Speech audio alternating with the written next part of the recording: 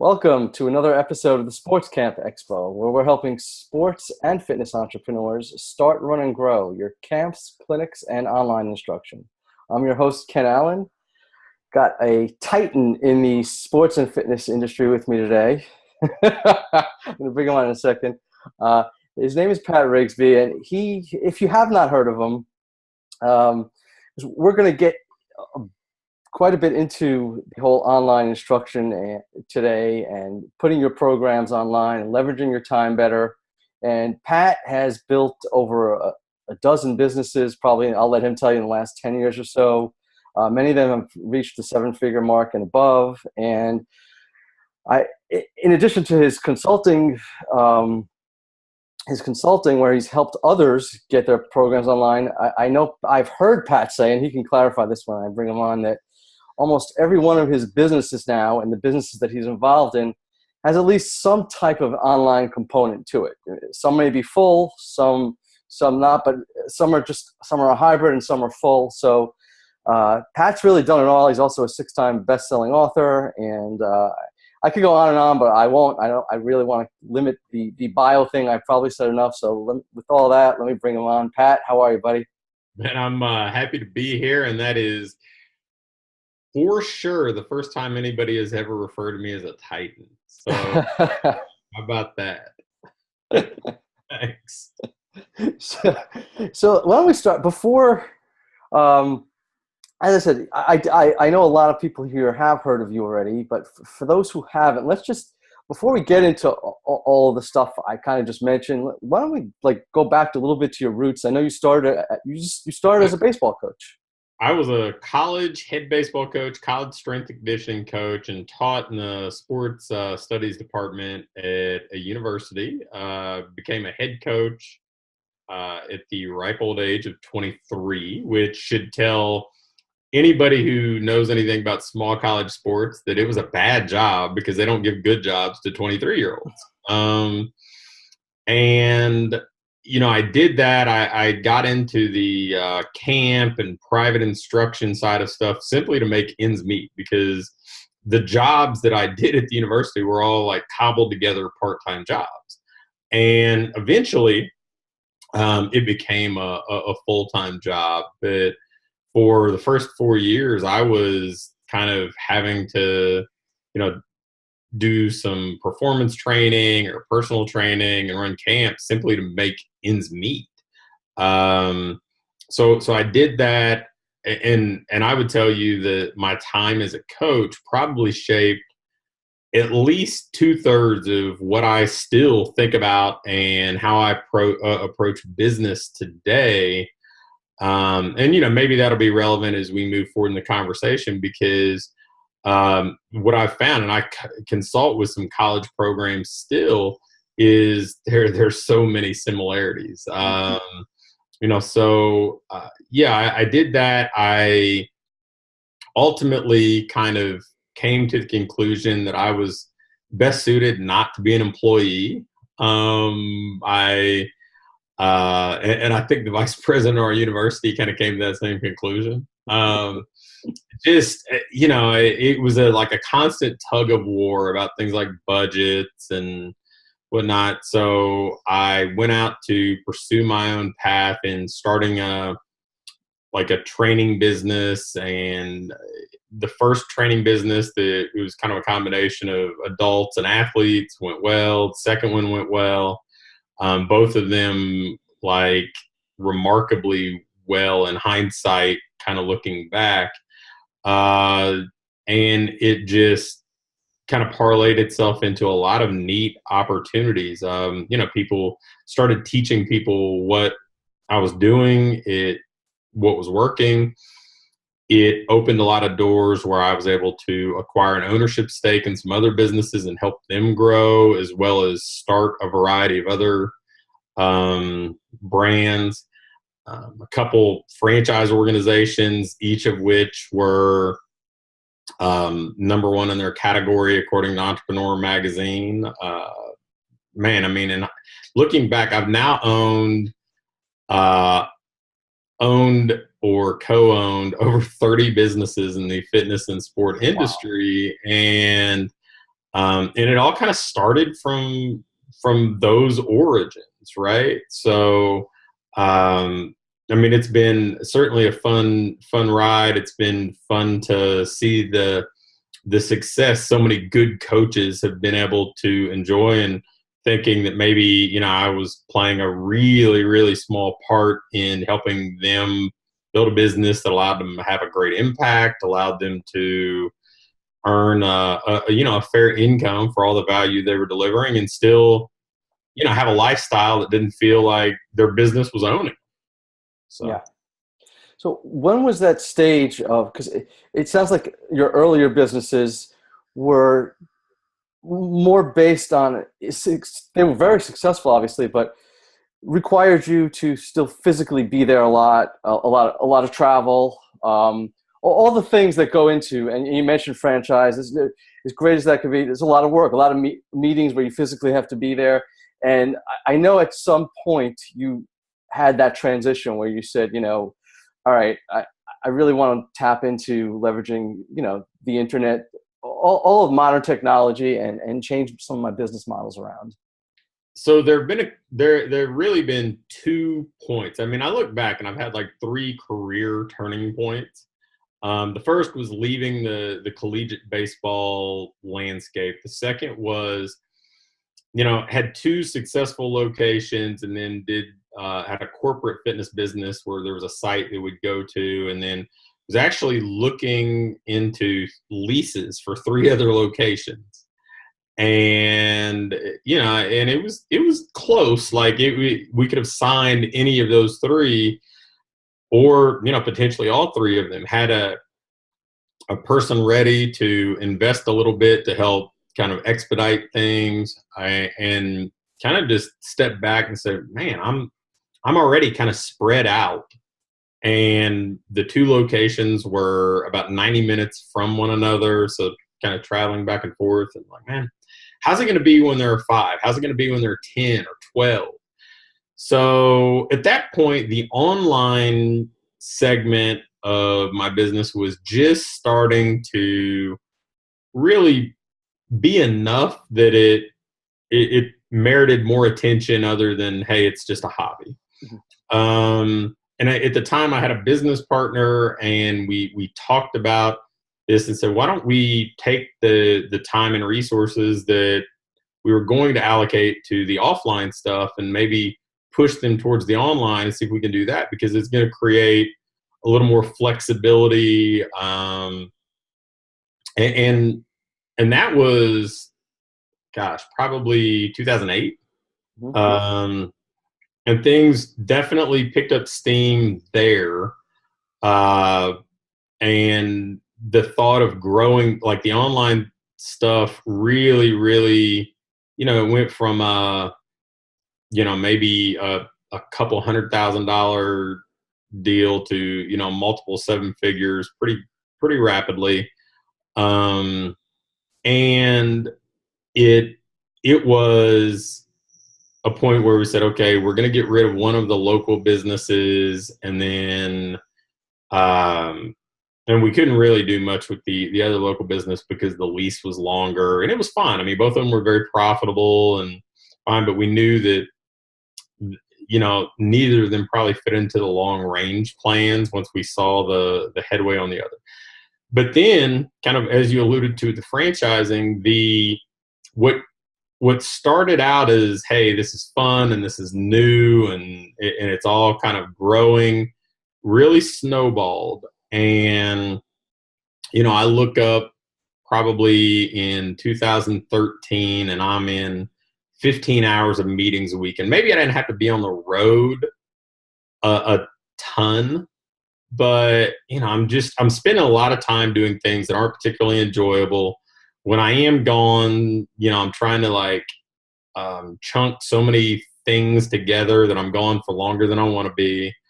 And it just, it was a little like, it reminded me of when I was coaching baseball towards the last couple of years, coaching at the collegiate level, and like 20% of it felt like baseball, and the rest of it was like administrative and logistics and budgets.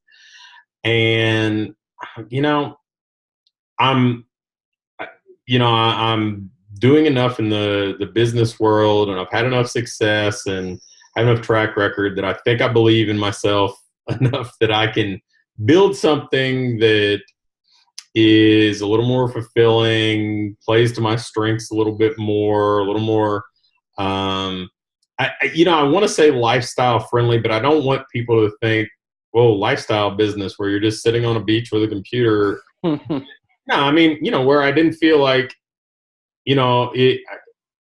I didn't feel like, okay, if I'm working on my work stuff, it was taking away from time with my family, or if I'm spending time with my family, I'm feeling guilty because I'm the one who kind of rings the cash register for 40 plus employees and everything else. And so sold all of that stuff at the end of 2014, and certainly simplified things to the point now that, and I would say that 90+% of what I do, I would consider, man, it's a lot of fun. That's awesome. And you're a big fan of, and one of the things you teach is building your ideal business. Yeah. And there's a lot of people listening right now who are at different stages of their business and they want to grow. What advice do you have for someone who's, at that frustrated point? Like you said, you shared different stages of your life, where you were at in your life and your business, and it was a progression. They're frustrated with where they're at.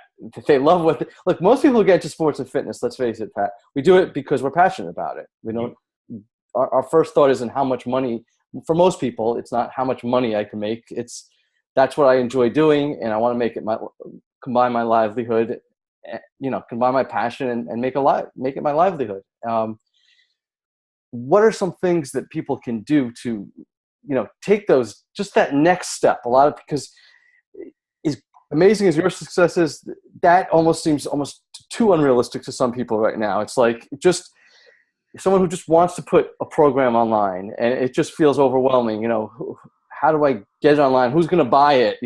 All those things. How am I going to find people? All the things that come in.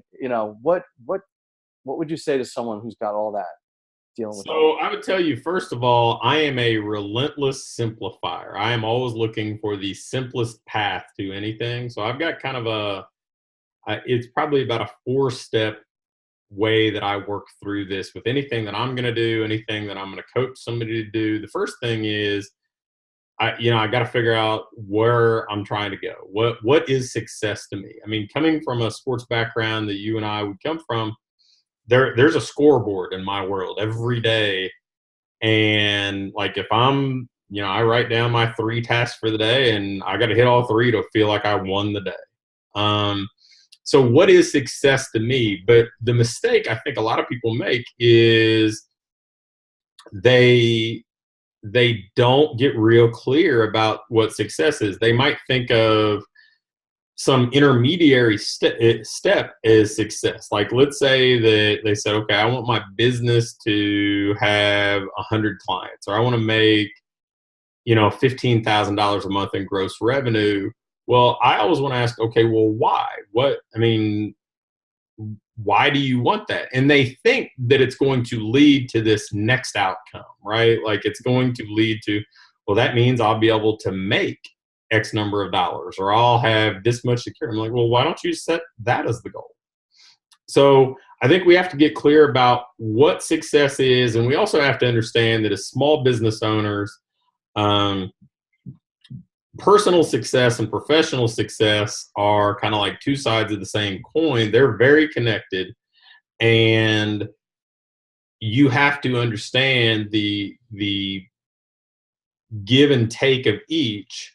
Whereas, like, so if I say, well, I'm going to, set a goal of having 100 clients or selling, $10,000 a month in online products or something else, I need to make sure that my personal goals are congruent with that. Like, it would be tough for a sports performance person who's just starting out, knowing that the after school sports performance type of business might make it tough for them to coach their kids' travel sports team. So if you set both of those goals, you're kind of creating conflict and making it unlikely you're going to do both. So we have to make sure that all the goals are kind of aligned. And then the second step is you got to establish guardrails. Like, what am I willing to do and not willing to do to get where I'm trying to go? Mm-hmm. And some people think of that as like a limiting factor. For me, that's like the biggest breath of fresh air, because it forces me to find a best solution, not just to default to the average solution. So a guardrail might be, well, I'm going to take, weekends off because I want to hang out with my family, or I'm going to, be the person that takes my kids to school, 90% of the time, or I'm only going to work with this type of person. I mean, for me, I've got some guardrails about, okay, I'm going to work from home. I'm only going to travel so much. And when I travel, there are certain parameters that it has to meet for me to do it. I've got guardrails about the type of client that I'll work with. And, so we have to have that. Those are kind of like our rules of engagement. And, it makes life a lot easier, I think, if you have specific goals and guardrails, because then we can develop a plan. And we've got, we've got a destination, we've got some boundaries to stay within. Now we've built a plan within those boundaries from where we are to get to where we're trying to go. And I think that it has to be a step-by-step plan, right? It has to be a plan that seems really simple and tangible that we can execute. And then the fourth step is we just got to produce. So like, as a business owner, we don't have the luxury of just waiting around and being told what to do. We have to be the proactive person going out and producing all the outcomes that we want. But really, that's just following the plan. If we look at, even looking back to the time I was a baseball coach, well, okay, if the goal is to get to the World Series, and we have to, like, some of the guardrails are put in place for us. Like, this is how much budget you have. This is the number of scholarships you have. This is kind of what you had to work with. Yeah. So we have to build a plan, recruiting, player development, all of it, that's going to allow us to get there. And then we got to work the plan every day and practice in the weight room, on the phones recruiting. So it's nothing different for a coach. It's just a lot of times we lose sight of the things that work fundamentally in one area of our life or in our career, and they all translate over. Like, if somebody's in the fitness world, they have no problem teaching a client to stick to the fundamentals. Well, you know what? You need to eat supportively 90% of the time. You need to weight train 3 days a week. You need to have some other activity, be it interval training or cardio or just going for a walk, a few times a week. These are all common sense things, but then, we aren't always good at taking our own advice. Yeah. Well, I guess my next question would be, how important, because you've obviously had to learn a lot about marketing, sales, many different components to a business, but you've had a lot of business partners. How important is it to have the right people around you, and not only as mentors, but if you're bringing on partners, or just hiring the right people for different tasks? Because the truth of the matter is, and this is a big part of what this event is about, I made sure, because there is so much fluff out there, and if you spend a minute on your Facebook feed, there's a million people shouting and I made sure I wanted to bring on the people who are in the trenches, who have done it, who have built real sustainable businesses. And, and part of that for me was just focus, right? I didn't know you. I had it in my mind. I said, Pat's going to be on my event. I had the outcome in my mind already. We had not even met yet. So, can you touch upon that part of it? So, the first thing that I would tell you, because you touched about knowing business and knowing marketing and all that, is none of this stuff is nearly as complicated as a lot of people want to make it. And sometimes I think they want to make it complicated either to appear smarter than they are or to scare you into buying what they have to sell. I mean, a lot of it's just common sense. But common sense isn't always common practice, right? And then the second thing is, I don't think anybody achieves success alone, right? I think that we always have to have some sort of support mechanism, relationships around us. Does that mean a business partner? Certainly not. In fact, I would tell you that I defaulted to partnerships in many cases early on, probably out of fear, right? Like this whole entrepreneurial thing is new to me. It's scary. It seems overwhelming. And so I was willing to give up too big a stake, even though I was going to be the guy kind of driving the bus, just because I wasn't necessarily confident in what I was doing. That doesn't mean that, adding the value of somebody else's contribution isn't important, but I mean, I've got, I solely own my business now, but I've got a handful of people around me that fill really important roles and allow me to kind of play to my strengths and stay in my lane and do the things that I'm great at. And then I also have other people in my life who are just, supportive, even if they're not playing a role. I mean, people that, it's nice to have people that kind of want to see you succeed and are happy to let you know. Yeah. And I think that's undervalued a little bit. And, there are plenty of times that I had kind of a chip on my shoulder and I was, I'm going to show them and that's how I'm going to do it. And so that's a driver, but I don't know that we always enjoy the successes if that's our only driver. So, so when it comes to people, I think that your goal as a business owner should be, okay, I'm going to play to my strengths or play to areas that I'm willing to get strong in. And, I don't want to make it seem like it's, hey, if you're not good at something now that you never can be, but there are only so many seats that you're going to be able to fill and do at a high level. So I'd rather you be really good at 3 of them than be really mediocre at 8 of them. Yeah. And then you go find other people to fill those other seats, and you accept that their time's valuable and their contribution's valuable. So you're going to have to give them something in exchange, be it money, be it equity. And you just have to make sure that, like for me, the thought of ever creating a website myself is like fingernails on a chalkboard, right?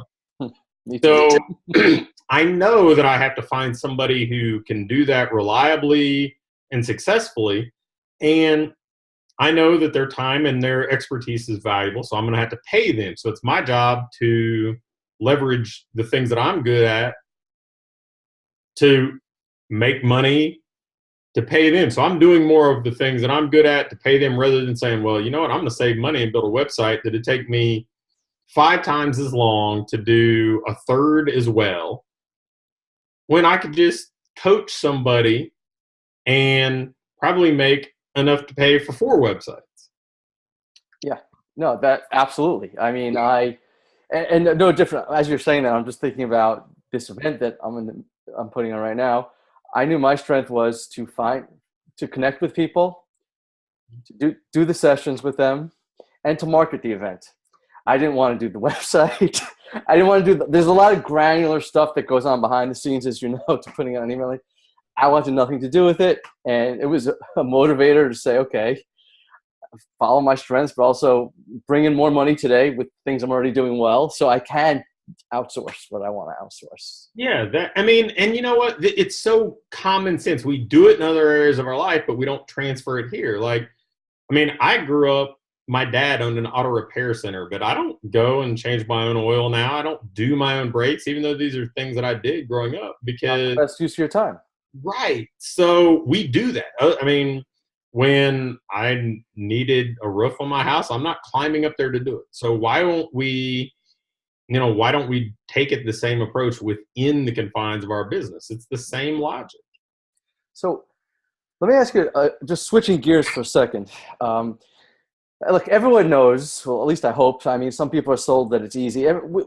Most people realistically know that building a business is hard. It is a lot of work. We're not sugarcoating anything, but one thing that strikes me as pretty interesting about you, and I didn't even mention that you've had like 6 best-selling books on top of everything. You're a laid back. I mean, we're talking about you're a really laid back guy. This isn't to say you don't work hard, because I know you do. I know what you've produced. But obviously you take care of yourself still. I mean, I meet so many entrepreneurs who that's where they lose it. They can't find, and there's more distraction than ever before. I mean, let's face it. We're bombarded with a million messages a day. It's just getting more and more. So it is tough to, number one, have focus. Okay. And number 2, find that, I guess I'll use the word balance. I mean, I don't know if that's really the right word, but finding what's a good fit for you, because it is very easy to, get so consumed that you do sacrifice your health. We've seen lots of people sacrifice their health and all the other stuff that comes with that. So, So I can tell you how I got to this point, and I would tell you I haven't always been a particularly laid back guy. Coached would tell you differently, but I think I've gotten to this point like one mistake at a time. Mm-hmm. And it, so I did an interview earlier today, and they were talking about hard work and everything else. I said, my goal is to never do hard work. It's always to do good work. And I don't want to work long. I don't want to work really, really hard. When I think of that, I think back, okay, yeah, I mean, I used to go into my dad's non-air conditioned auto repair center in the middle of July. That was hard work. And I just wanted to avoid that like the plague. And, I don't want to work. I want to do good work. And I'm going to cut you. I'm sorry. Because you just bring up such a great point. That's such a myth that is sold to entrepreneurs, that you just got to work hard. And the auto body shop's a great example, because I think back to how hard my grandfather worked. He didn't make a lot of money, but I think back, and I'm thinking of tons of people that I know in my life who work harder than any entrepreneur. I was just outside before I came in to do this interview. I just saw the garbage being picked up. That guy's working his tail off. Okay. So, but there is that whole, you got to hustle and grind 20 hours a day. You've got to be the hardest worker. There's that whole thing that is kind of almost being sold to people. So I'm not going to tell you like it's a blanket lie or anything. I'm going to tell you that you have to, there's kind of this barrier of entry to starting a business where you're going to have to probably invest more of yourself and kind of throw your life out of balance a little bit for the first couple of years. But if you're still behaving like a startup 5 to 10 years in, then you're doing it wrong. I mean, there's no excuse for doing it that way. It's still acting like an early stage business owner when you're at an intermediate or mature stage. And so for me, the goal over time has been like, okay, how can I do more impactful things? How can I pay people to do things that I would have done previously and then make the hours that I am spending more valuable? And I am in a relentless quest to make that trade over and over and over and do more high value things. And, find other people who are great at certain tasks that I would have been mediocre at and then pay them to do it, and know that it's my job to get the return on that investment. And I think that most people overlook that.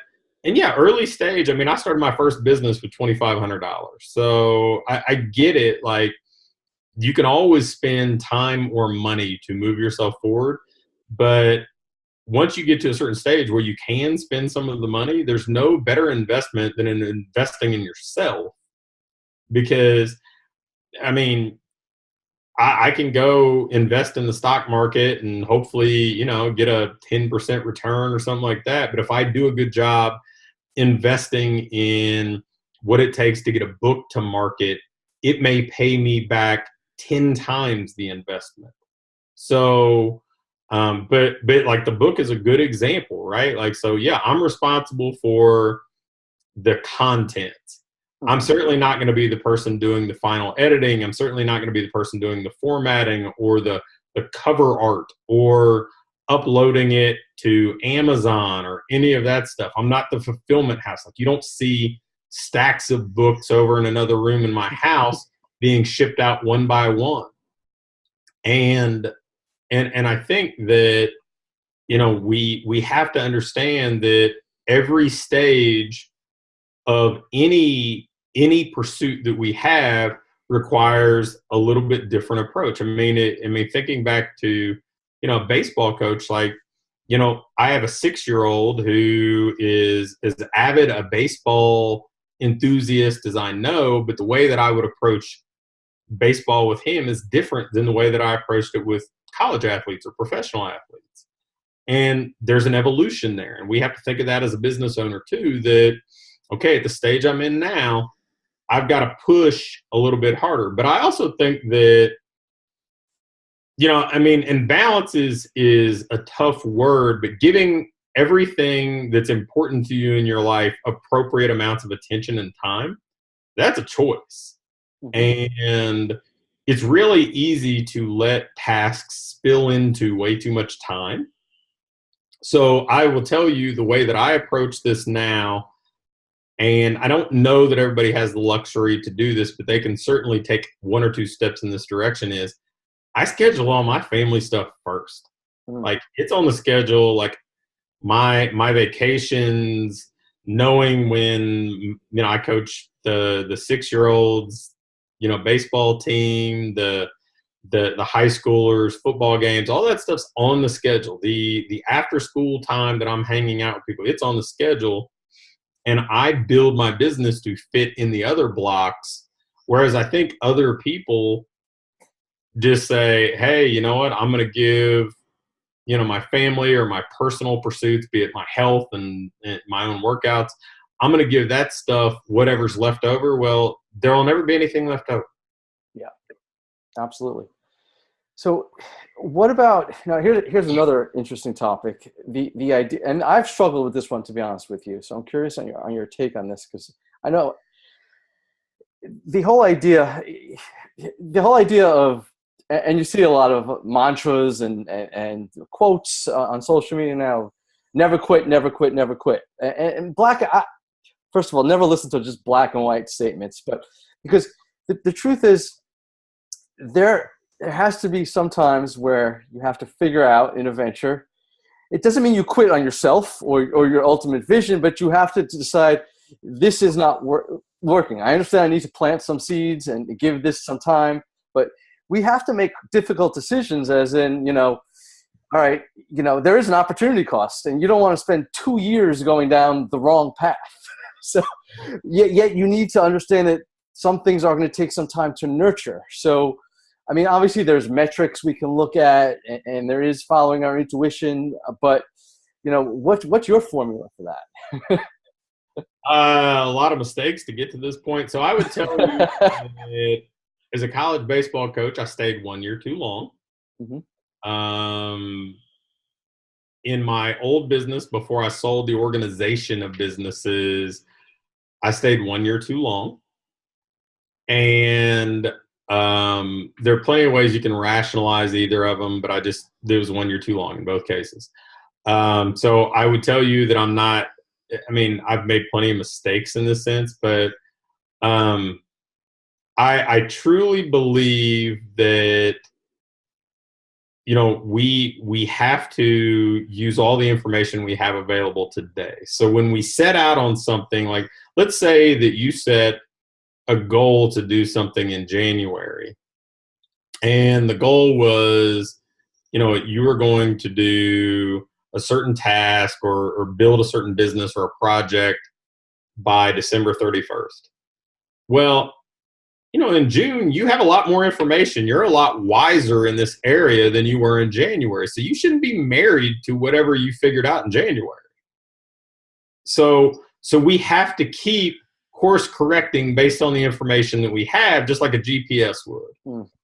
But with that being said, you know, I don't want people to think that that gives you kind of the green light to just kind of pursue this shiny object syndrome and jump from thing to thing. So I think that you have to be willing to commit enough time to make an informed decision.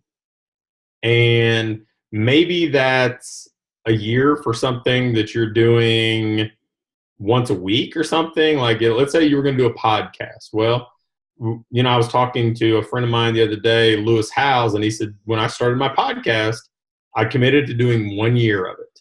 Mm-hmm. And now he's got, you know, he gets over 2 million downloads a month. But with that mentality, then you can focus on doing good work, and you don't have to kind of feel like, okay, I have to sell my soul to make this first episode a success. I'm going to do this the right way over time. Yeah. But let's say that you want to use Facebook Live as a marketing channel. Well, you know, commit to doing X number of videos, like 3 videos a week for 3 months, and then evaluate it and use the information you have to see if it makes sense to move forward. So make enough of a commitment that you have information to make an informed decision. What you shouldn't do is do 2 episodes of a podcast, because you never have enough time to get good at it. You don't have enough data to know, well, this episode really was great. This is what listeners like. This one, not so much. Or this episode, we did these 3 things to promote it and got a bunch of listeners. This one, not so much. Right. Same thing with Facebook Live. I mean, most people are really hesitant to get in front of a camera the first time. Well, you have to assume that the 50th time, you're not going to be nervous anymore. Like, you're going to be comfortable, and you're going to have a lot more information to know what worked. You're going to be better. You've practiced. So, but should you ride something just because you chose to do it 2 years ago when you knew a lot less than you know now? Man, I mean, life's too short. Time is our one non-renewable. Once you know enough to know that this isn't a good fit, my suggestion, having stayed 1 year too long twice, is be done. Yeah. And I know you found, because this has come up in some of the other interviews, and we led the event off with my friend Ryan Lee, who's a big fan of the 1 email a day. And I know you're a big proponent of that as well. That's been a big driver for your business. I would say that it's been the number 1 driver. I've not missed an email daily in 11 years. Wow. I don't even think Ryan can say that. No, he's missed it too. Ryan and I are, Ryan and I go way back. I mean, Ryan was certainly a instrumental guy early on with me shifting to online stuff. And I think part of the magic in that 1 email a day thing, you know, there are 2 or 3 things that I think really drive that home. Number 1 is, personally, I think it's easier to do it daily than once a week, because you get in a rhythm of doing it. You don't feel like it has to be perfect, because you know that you got another one tomorrow. And it's a habit, right? Anything that's a habit becomes comfortable.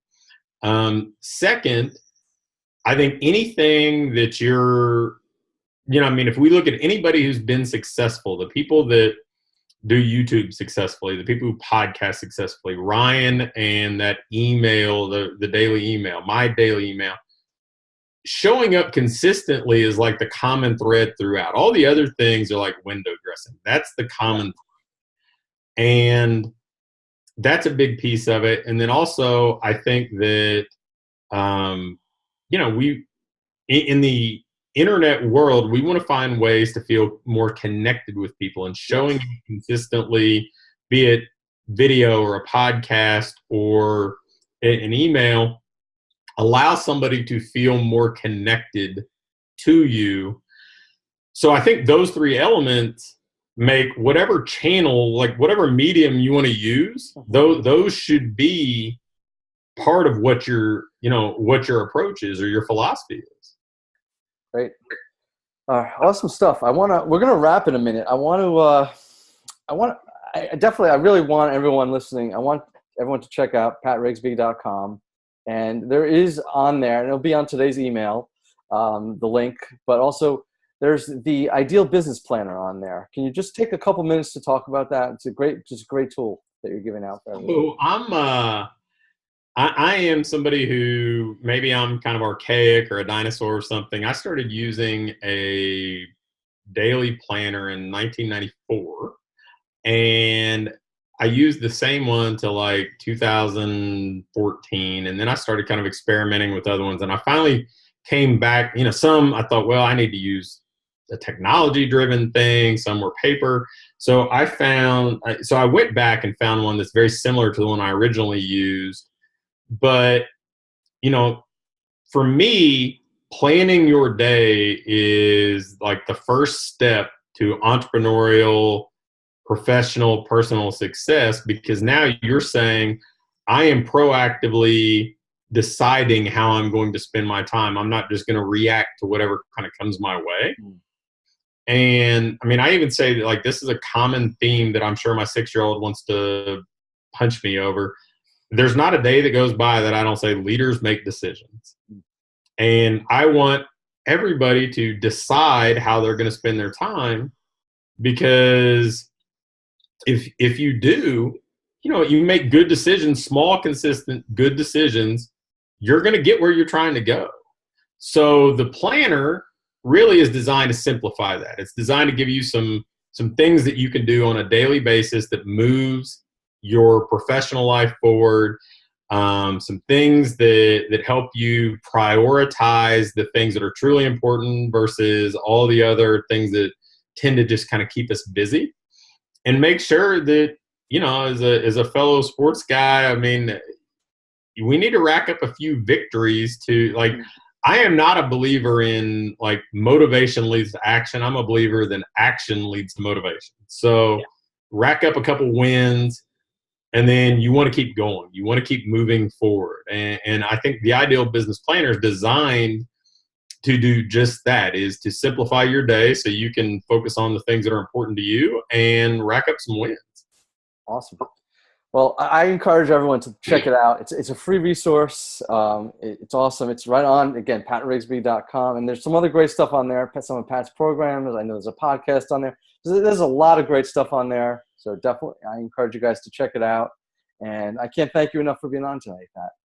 Well, hey, my pleasure. Excited to be here and contribute with all the other great experts, and hopefully, help the people watching move forward to achieve all the things that they're setting out to achieve. Awesome. All right. Thanks, Pat. So that's a wrap for another episode of the Sports Camp Expo. I'm your host, Ken Allen. Have an awesome day.